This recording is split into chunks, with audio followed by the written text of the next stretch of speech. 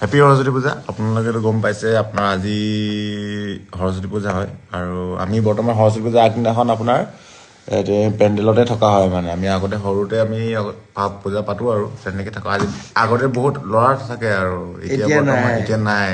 Happy Saraswati পূজা, চবে সৰস্বতী লৈ ঘূৰিব আৰু আমি ছিংগল যে সেইটো মানে পূজা পাতিয়ে আৰু নিজৰ জীৱনটো আৰু ঠিক কৰিছো আৰু।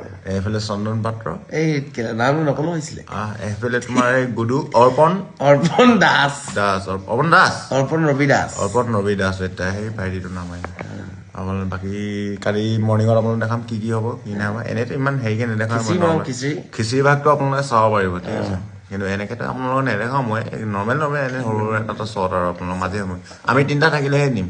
কেলৈ ছিংগল টাইমটো থাকিলে মানে বেছি ভাল আৰু এগাল মানৰ আগত মোবাইলটো উলিয়াই ভিডিঅ' কৰি দিব বেয়া দেখায়তো। যিমান তেতিয়া আপোনালোকৰ লিখা এনেকৈ ব্লগাৰ নহয় যে আমি মিনি ব্লগাৰ আকৌ মিনি ব্লগাৰ ঠিকে এইটো আপোনালোকক কৈ থকা হৈছে। আৰু কিন্তু নেক্সট যেতিয়া আপোনাৰ নেক্সট পাৰ্টটো আপোনাৰ মৰ্ণিঙৰ পূজা চূজা কৰাৰ আগতে আৰু চব দেখাব চেষ্টা কৰিম আৰু। বাকী আমি এনেকৈ শুই আছো চাওক, এখন ভাত খোৱা বেঞ্চ, খিচিৰি খোৱা বেঞ্চ হ'ব।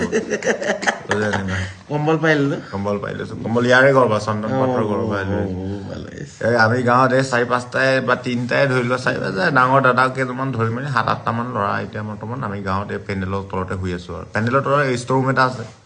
বাকীখিনি আপোনালোক মৰ্ণিঙত কালি দেখাম, ঠিক আছে। Thank you, bye bye. Share দেখাম নি? না